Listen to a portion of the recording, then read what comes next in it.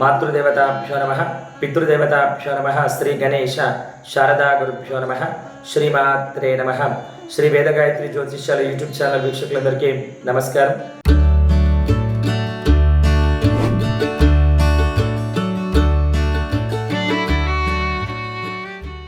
స్వస్తి శ్రీ క్రోధినామ సంవత్సరం పుష్యమాసం హేమంత ఋతువు దక్షిణాయనం.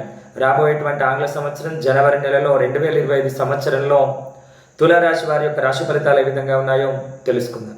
తులారాశి వారికి పుష్యమాసంలో ప్రారంభంలో సొంత మనుషులతో వివాదాలు ఏర్పడతాయి. ఆకస్మికంగా అనారోగ్య సూచన ఉన్నది. చర్మ సంబంధమైనటువంటి అనారోగ్య సమస్యలు ఏర్పడేటువంటి అవకాశం ఉంది. మీరు తలచినటువంటి కార్యాలన్నీ అనేకమైనటువంటి ఆటంకాలతో ఇబ్బందికరమైనటువంటి పరిస్థితులను మీకు కల్పించేటువంటి అవకాశం ఉంది. అనవసరమైన ఖర్చులు, వృధా వ్యయాలు, అధికమైనటువంటి మానసిక ఒత్తిడి కలుగుతుంది. 16వ తేదీ నుండి పరిస్థితి కాస్త మీకు అనుకూలంగా మారుతుంది. విద్యార్థులకు విదేశీ విద్య కొరకు చేసేటువంటి ప్రయత్నాలు అంతగా ఆశించిన ఫలితాలను ఇవ్వకపోవచ్చు. మాస ప్రారంభం నుంచి మాసాంతం వరకు మీకు తీవ్రమైనటువంటి వ్యతిరేక ఫలితాలే తప్ప ఎక్కడ కూడా శుభ ఫలితాలు కలిగేటువంటి అవకాశం లేదు.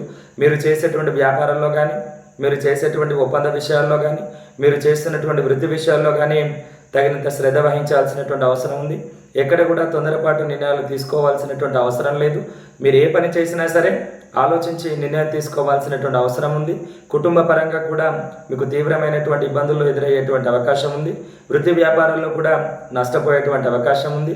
మొత్తం మీద పుష్యమాసంలో తులారాశి వారికి తీవ్రమైనటువంటి వ్యతిరేక ఫలితాలే సూచిస్తున్నాయి. కాబట్టి మీరు కుటుంబ సంబంధమైన విషయాల్లో కానీ, వ్యాపార సంబంధమైన విషయాల్లో కానీ, వృత్తి సంబంధమైనటువంటి విషయాల్లో కానీ, ధనానికి సంబంధించినటువంటి విషయాల్లో కానీ ఆలోచించి నిర్ణయాలు తీసుకోవాల్సినటువంటి అవసరం ఉంది.